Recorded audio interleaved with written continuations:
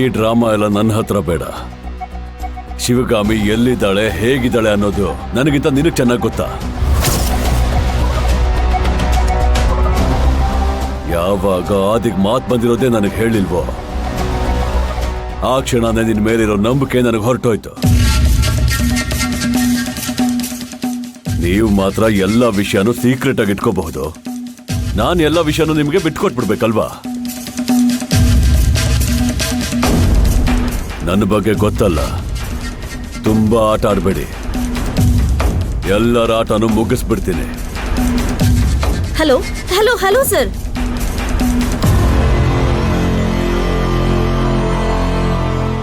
ಏನಂತೆ ರವಣ್ ಭಾಯ್?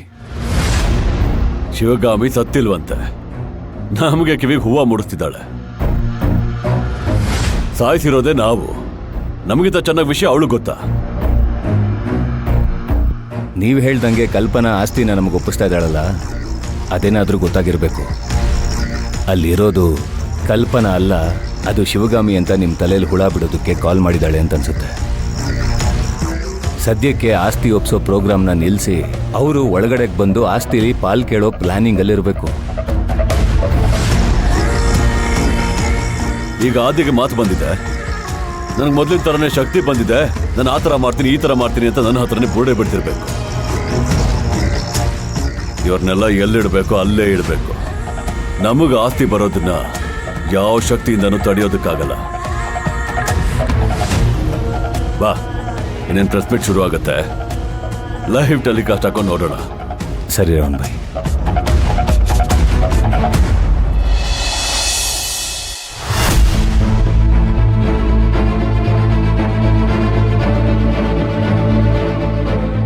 ವಿಕ್ಕಿ ವಿಕ್ಕಿ,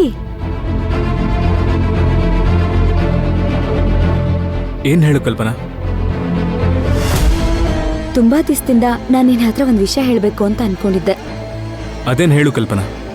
ನಾವಿಲ್ಲಿಂದ ಹೋದ್ಮೇಲೆ ಶಿವಗಾಮಿ ಮೇಡಮ್ ಮೇಲೆ ಡಿಪೆಂಡೆಂಟ್ ಆಗಿರಬಾರ್ದು.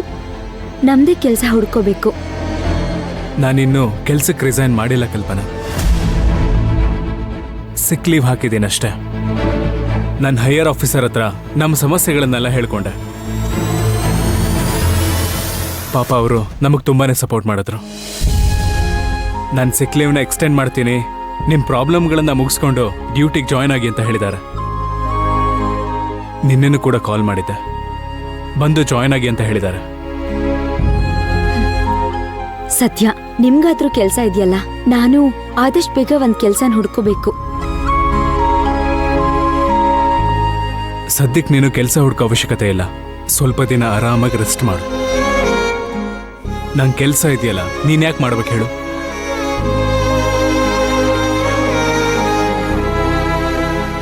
ಸರಿ, ನಾನು ವಿಕಿ ಕಾಲ್ ಮಾಡ್ತೀನಿ.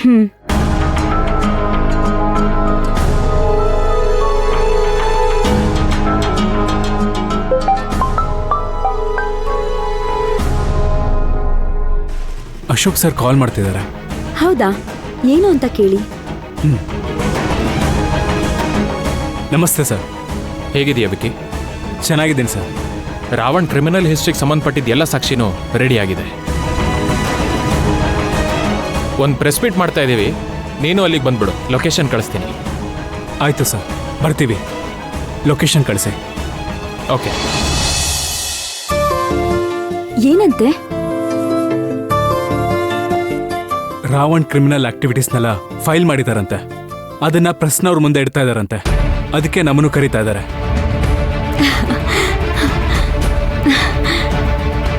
ಸರಿಯಾಗಿ ಮಾಡಿದ್ದಾರೆ ಶಿವಗಾಮಿ ಮೇಡಮ್ಮು. ಅವ್ರಿಗೆ ತಕ್ಕ ಶಿಕ್ಷೆ ಆಗ್ಬೇಕು. ಈ ರಾವಣ್ ಅಂತ ರಾಕ್ಷಸರ್ನ ಸುಮ್ನೆ ಬಿಡಬಾರ್ದು ವಿಕ್ಕಿ. ಗಲ್ಲಿಗೇರ್ಸ್ಬಿಡ್ಬೇಕು ಅಂತ ಅವ್ರನ್ನ. ನೋಡೋಣ ಏನಾಗುತ್ತೆ ಅಂತ.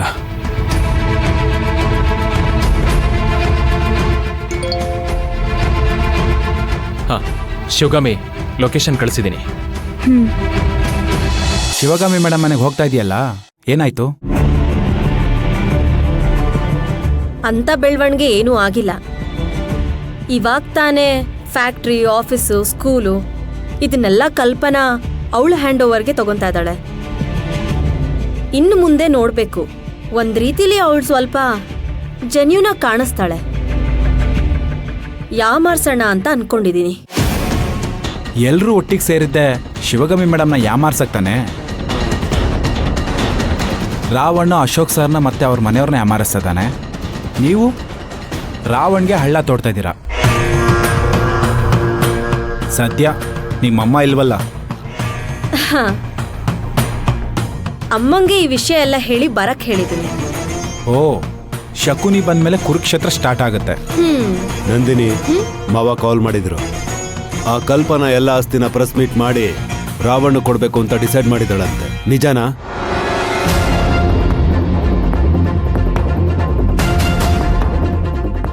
ಸಾಧ್ಯನೇ ಇಲ್ಲ. ನಾನು ಕಲ್ಪನಾ ಸೇರಿ ರಾವಣ್ಣ ಬಕ್ರಾ ಮಾಡೋಕೆ ಈ ಪ್ಲಾನ್ ಮಾಡಿರೋದು. ಅವಳು ಹೆಂಗ ಆಸ್ತಿನ ಅವನಿಗೆ ಒಪ್ಪಿಸ್ತಾಳೆ?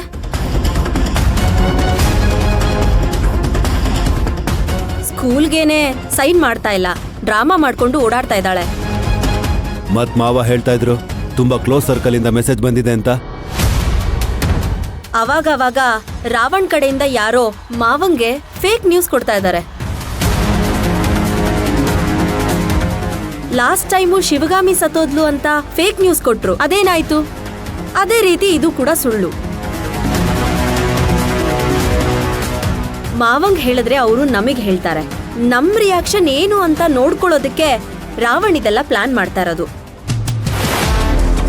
ಯಾಕಂದ್ರೆ ನಿನಗೆ ಮಾತು ಬಂದ ಮೇಲೆ ನಾವು ರಾವಣ್ ಜೊತೆ ಸೇರಿಲ್ಲ. ಹಾಗಾಗಿ ಅವನಿಗೆ ನಮ್ಮ ಮೇಲೆ ಸ್ವಲ್ಪ ಡೌಟ್ ಇದೆ, ನೀನು ಏನ್ ಮಾಡ್ತಾ ಇದೀಯಾ ಅಂತ. ಅದನ್ನೆಲ್ಲ ತಿಳ್ಕೊಳ್ಳೋದಕ್ಕೆ ಈ ನಾಟಕ ಆಡ್ತಾ ಇದ್ದಾನೆ.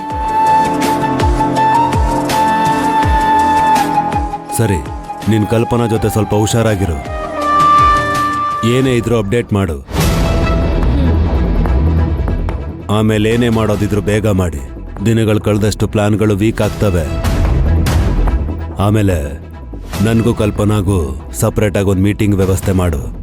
ಆಮೇಲೆ ಏನು ಮಾಡ್ಬೋದು ಅಂತ ಯೋಚನೆ ಮಾಡೋಣ. ಆಯ್ತಣ್ಣ, ನಾನು ಹಾಗೆ ಮಾಡ್ತೀನಿ.